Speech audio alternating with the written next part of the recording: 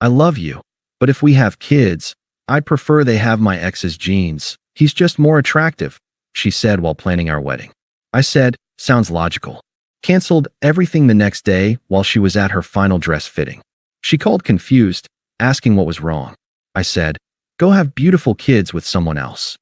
Hey viewers, before we move on to the video, please make sure to subscribe to the channel and hit the like button if you want to see more stories like this. Thanks. I, 29M, thought I had won the lottery with Jessica, 27F. She is, objectively, stunning. The kind of woman who stops traffic. I'm a decent-looking guy. I take care of myself. I hit the gym. I dress well. But I'm not a model. I'm 5 feet 9 inches. I have a receding hairline that I keep short, and I wear glasses. I made up for my average genetics by grinding. I built a software consulting firm from the ground up. I have a paid-off house, and I treat people with respect. Jessica loved the lifestyle I provided. She loved the house, the trips, and the security. But looking back, I realized she always viewed our relationship as a merger rather than a romance. She was the brand, and I was the investor. The red flags were there, but they were painted in shades of beige and hidden behind Instagram filters. Jessica is obsessed with aesthetics. Not just looking good, but optimizing everything. Her coffee has to look a certain way. Our living room is uncomfortably white because it looks cleaner on camera. She also had a weird fixation on her ex, Liam. Liam is a personal trainer. He's 6 feet 4 inches, has a jawline that could cut glass, and a full head of thick hair. He's also 30 years old, lives with 3 roommates, and has borrowed money from Jessica in the past, which I paid off to stop the drama. She would bring him up in weird contexts. We'd be watching a movie, and she'd say, see, that actor has the same eye shape as Liam. It's such a strong, dominant trait. I'd usually brush it off. Yeah, he's a good-looking dude, Jess. We get it. It's not just looks, Mark, she'd say, waving a hand dismissively. It's biological currency. People treat you differently when you have that kind of symmetry. I didn't think much of it. We were 4 weeks away from the wedding. I had dropped about $65,000 on deposits alone. The venue, the catering, the band. It was all top tier because that's what she wanted. I loved her, so I signed the checks. Then came the conversation. We were sitting at the kitchen island having dinner. She had her iPad out, looking at future family mood boards on Pinterest. Cute kids in beige linen clothes, that sort of thing. Mark, she said, tapping her stylus against the screen. We need to talk about the timeline for kids again. I've been doing some research. Okay, I said, taking a bite of steak. We said maybe a year after the wedding, right? Right? She said, not looking up. But I've been thinking about the logistics and the variables. She put the iPad down and looked at me with this serious, almost pitying expression. I love you so much, Mark. You know that, right? You're the best partner I could ever ask for. You're smart, you're stable, you're kind. I sense a but coming, I joked. Not a but. A pivot, she corrected. I want our children to have the absolute best start in life. The best opportunities. And we have to be honest about the world we live in. It's shallow. Pretty privilege is real. Height privilege is real. I put my fork down. Okay. And she took a deep breath, like she was about to pitch me a business idea. I think, logically, if we want to give our kids the maximum advantage, we shouldn't use your DNA. The room went dead silent. I could hear the hum of the refrigerator. Excuse me. I laughed nervously. You want to adopt? No, she said, leaning forward, her eyes bright with logic. I want to carry the baby. But I think we should use a donor. Specifically, a donor with elite genetic markers. My stomach dropped. Jessica, what are you talking about? I'm talking about Liam, she said. She said it so casually, like she was suggesting we order Thai food instead of pizza. Liam. I repeated, my voice flat. Your broke ex-boyfriend, Liam? He's not broke, he's creative, she snapped, then softened her tone. Look, Mark, be objective. Remove your ego for a second. Liam is 6 feet 4 inches. He has 20/20 vision. No family history of heart disease or male pattern baldness. His bone structure is perfect. If we combine my genes with his, we are practically guaranteeing a child who is physically superior. An alpha. She reached across the table to touch my hand. I pulled it away. You want me to raise your ex-boyfriend's kid? It would be our kid, she insisted. You'd be the father on the birth certificate. You'd raise him. You'd mold his mind with your intelligence. but he'd have Liam's chassis. It's the best of both worlds. Your brain, his body. Why would we burden a child with, well, you know, average traits, when we have a premium option right there? Average traits, I whispered. Mark, look at yourself, she said, gesturing to my face. You wear glasses. You're under 6 feet. You have asthma. Why pass that on? It's selfish. I've already run it by Liam, and he's totally on board. He thinks it's a cool legacy thing. He wouldn't want to be involved, just a donor. It's literally just a biological transaction. My ears were ringing. She had already run it by Liam.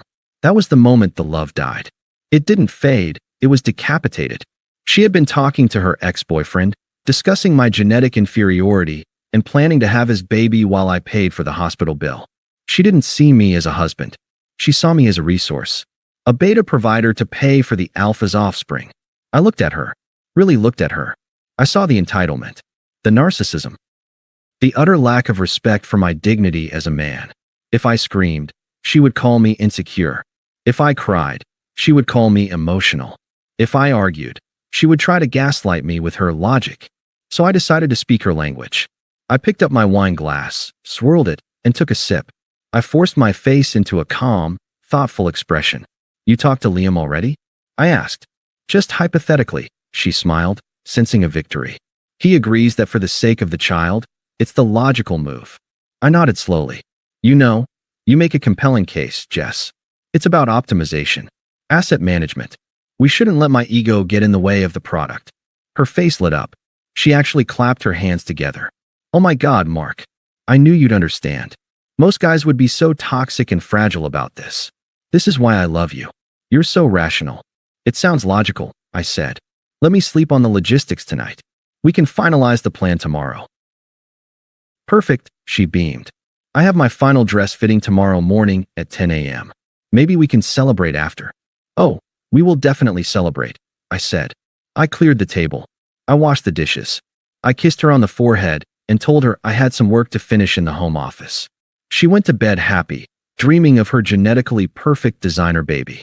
I went to my office, locked the door, and opened my laptop. I didn't open a spreadsheet. I opened my banking app. It was time to optimize my assets. I didn't sleep that night.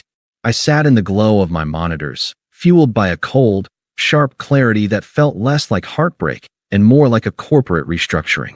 Jessica was asleep in our bedroom, probably dreaming of her 6 feet 4 inches baby. Meanwhile, I was systematically dismantling her life. First, the joint account.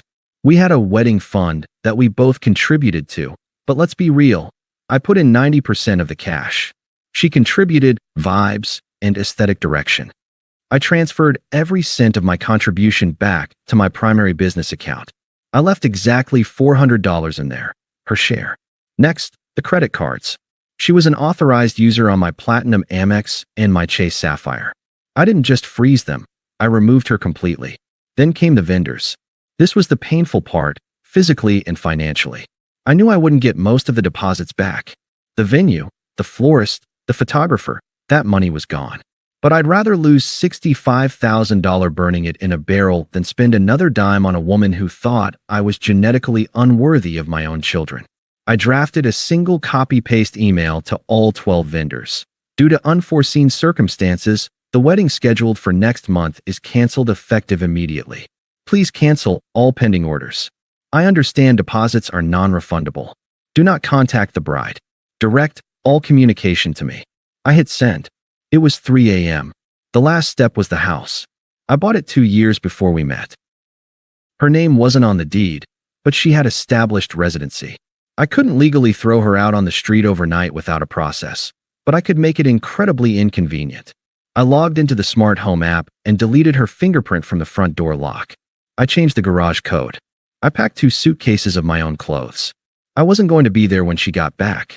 I booked a suite at a hotel downtown for the week. By 6 a.m., I was showered and dressed. I put on my best suit. When Jessica woke up at 8 a.m., I was in the kitchen making coffee. I looked normal. I acted normal. This was the hardest performance of my life. Morning, babe, she yawned, stretching. She looked beautiful. It made me sick. Did you sleep okay? You came to bed late. Yeah, just had to move some assets around, I said, handing her a mug. Thinking about the future. She smiled, sipping the coffee. I'm so glad you're on board with the donor thing, Mark. Honestly, it shows how secure you are. Liam texts me back, by the way. He's excited to help. She actually showed me the text. Liam, LOL sounds wild. But yeah, if Mark is cool with it, I'm down to donate the swimmers. Let's make a super baby. I stared at the screen. He seems eager. He just wants to help, she chirped. Anyway, I have to run. Final fitting. My mom and the girls are meeting me there. This is the big one. I take the dress home today. Right, I said. The final balance is due today, isn't it? Yeah, about $4,000. I'll just put it on the Amex. Sounds logical, I said. I kissed her on the forehead. Have a great time, Jess. You deserve it. She beamed, grabbed her keys, and left. I waited until her car turned the corner. Then I grabbed my suitcases, walked out the door, and locked it behind me. 10:45 a.m. I was sitting in my hotel room, staring at my phone. I knew the timing perfectly. The appointment started at 10. She would try on the dress. The seamstress would make final adjustments. Everyone would cry and drink champagne. And then, the transaction. 10:52 a.m. Notification, American Express. Card declined. Transaction attempt. $4,200 at Bella Spasa Bridal. 10:53 a.m. Notification, American Express. Card declined. Transaction attempt. $4,200 at Bella Spasa Bridal. 10:55 a.m. My phone rang. Caller ID. Jessica Redhart. I let it ring 3 times. I took a deep breath. I answered calmly. Hey, honey. How's the dress? Mark. Her voice was high-pitched, tight with panic. In the background, I could hear the low murmur of a shop, probably her bridesmaids whispering. There's an issue with the Amex. It's not going through. They tried it twice. It's embarrassing. My mom is standing right here. Oh, I said. That's strange. What did the machine say? It said not authorized or something. Did you forget to pay the bill? Can you call them? Or just transfer the money to the debit card? I need to take the dress now. We have the luncheon. I didn't forget to pay the bill, Jessica. Then what is it? Fraud protection? Just unlock it. I canceled the card, I said. My voice was even, devoid of emotion. I removed you as a user this morning. There was a pause. A heavy, confused silence. What? Why would you do that today? Of all days. I also canceled the venue. I continued, staring out the window at the city skyline. And the caterer. And the band. The wedding is off, Jess. Is this a joke? Her voice cracked. She sounded small. Mark, everyone is staring at me. Stop messing around. I'm being logical, I said, throwing her word back at her. I stayed up all night thinking about your proposal. About the genetics. Mark, we can talk about that later. Just pay for the dress. No, we need to talk about it now. You see, you were right. I crunched the numbers. If I'm not genetically good enough to be the father of your children, then logically, I'm not good enough to be the husband who pays for your life. It would be a poor investment on my part to fund a family line that excludes me. I didn't say you weren't good enough, she screamed. The background noise in the shop stopped. She was making a scene. I said I wanted to optimize. I love you.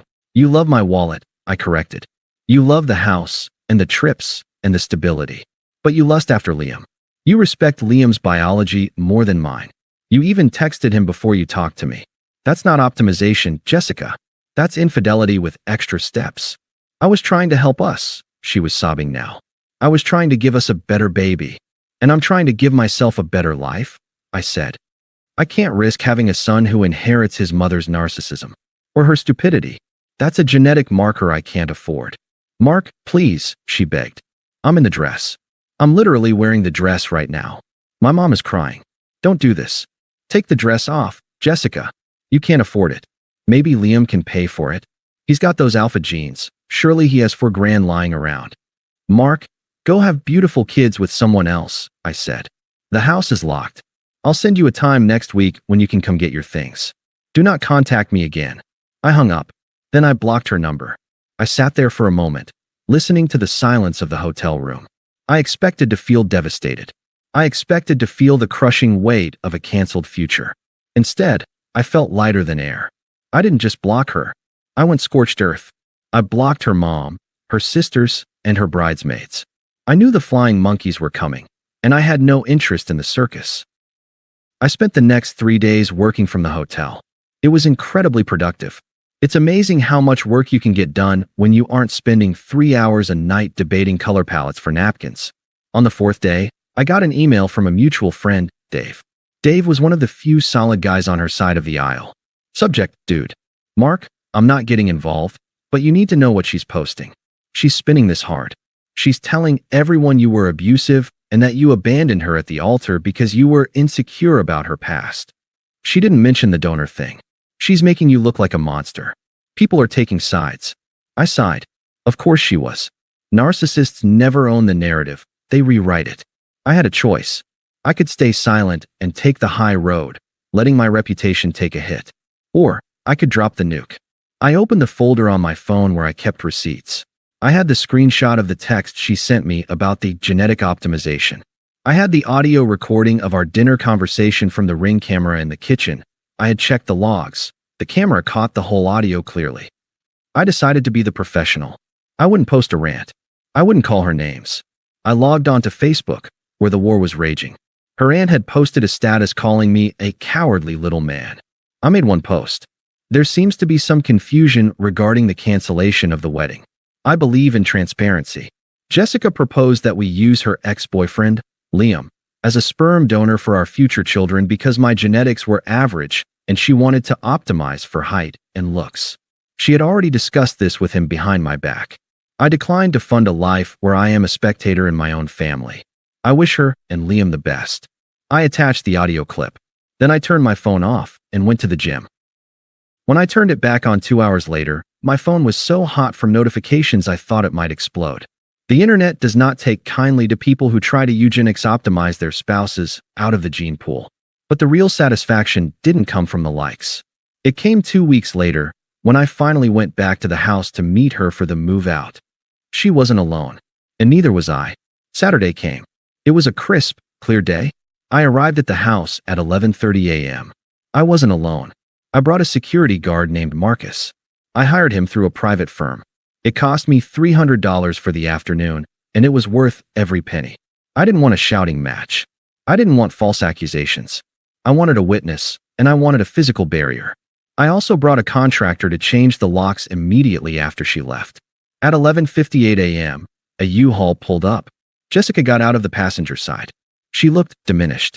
The aesthetic was gone. Her hair was in a messy bun. She wore sweatpants, and she looked like she hadn't slept in a week. She wasn't alone, either. She brought her dad. I liked her dad. He was a quiet, blue-collar guy who always seemed a bit uncomfortable with how high-maintenance Jessica was. He looked at me, then looked at the ground. He knew. He was ashamed. They walked up the driveway. Marcus, my security guard, stepped forward, holding a clipboard. Name? Marcus asked, completely deadpan. It's my house, Jessica snapped, though her voice lacked its usual bite. It's Mr. Henderson's house, Marcus corrected. You're here for item retrieval. Garage only. Sign here. She signed, her hand shaking. I stood by the garage door, leaning against the wall, checking emails on my phone. I gave her the professional archetype. Polite, detached, unbothered. She walked past me into the garage where I had already stacked her boxes. I had been generous. I packed everything that was remotely hers. Clothes, makeup, the espresso machine she demanded we buy. Mark, she said. She stopped in front of me. Her dad was already loading boxes into the truck, keeping his head down. I looked up from my phone. Jessica, can we just talk for 5 minutes? Without the bodyguard. Marcus stays, I said.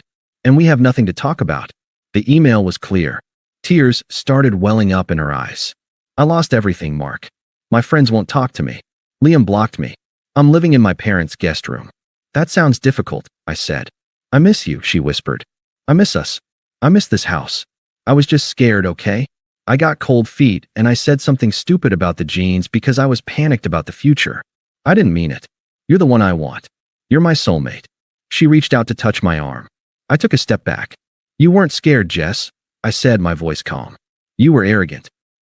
You thought you could curate a life where I paid the bills and Liam provided the biology.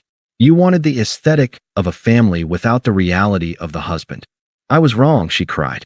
I don't care about looks. I don't care about height. I just want you. You're the smartest man I know. Please, Mark, give me a chance to fix it. I looked at her. I really looked at her. The woman who sat at my kitchen table 2 weeks ago and coolly discussed my genetic inferiority was gone. In her place was someone desperate, realizing she had traded a diamond for a rock that turned out to be fake. You know, I said, I've been thinking about your logic. About optimization. She looked up, hopeful. Yeah, you were right, I said. Her face brightened. I was. Absolutely. Genetics are important. Heritage is important. And character is hereditary. I checked my watch. I did a risk assessment, Jess. If we got back together, there is a statistically significant chance our children would inherit your entitlement, your lack of loyalty, your inability to understand consequences. Her face fell. I can't risk polluting my bloodline with that, I said, delivering the line I had prepared. I need to optimize for integrity. And unfortunately, you don't meet the criteria. Mark, that's cruel, she choked out. It's not cruel, I said, turning back to my phone. It's just biological currency. You understand. Let's go, Jess, her dad said from the driveway. His voice was heavy. He wouldn't look me in the eye, but he gave me a curt nod as he grabbed the last box. He knew I was right. She stood there for another 10 seconds, waiting for me to crack, waiting for the nice guy she thought she was marrying to surface and save her. But that guy died at the kitchen table. Time is up, Marcus said, checking his watch. Please vacate the property. She let out a sob, turned around, and walked to the U-Haul. I watched them drive away. I didn't feel angry. I didn't feel sad. I felt the specific, clean relief of dodging a bullet that was aimed right between my eyes. The locksmith pulled up 5 minutes later. Epilogue 6 months later, I ran into a mutual friend at a bar. He told me Jessica was dating a guy from her gym. Is it Liam? I asked, sipping my bourbon. No, the friend laughed. Liam wants nothing to do with her. It's some guy named Todd. He's, well what? He's 6 feet 5 inches, the friend said. Huge guy? Aspiring model. Good for her, I said. She got her type. Yeah, but he's broke as a joke, the friend grinned. He doesn't have a car. She has to drive him everywhere. And she's working double shifts at a receptionist job to pay for their apartment. I smiled. She got exactly what she wanted. She got the jeans. She got the height. She got the aesthetic. And she's paying for it, literally and metaphorically, every single day. As for me, I started dating a pediatrician named Sarah. She's smart, funny, and beautiful. Last night, we were cooking dinner, and she looked at me. You know, she said, you have really nice eyes. I hope our kids get them. I have bad vision, I reminded her. They'll need glasses. She shrugged and kissed me. Smart guys wear glasses. I think that's an upgrade. Sounds logical, I said. And for the first time in a long time, it actually was. Thanks for watching. Make sure to subscribe to the channel and hit the like button. What do you think about this story? Share it in the comments.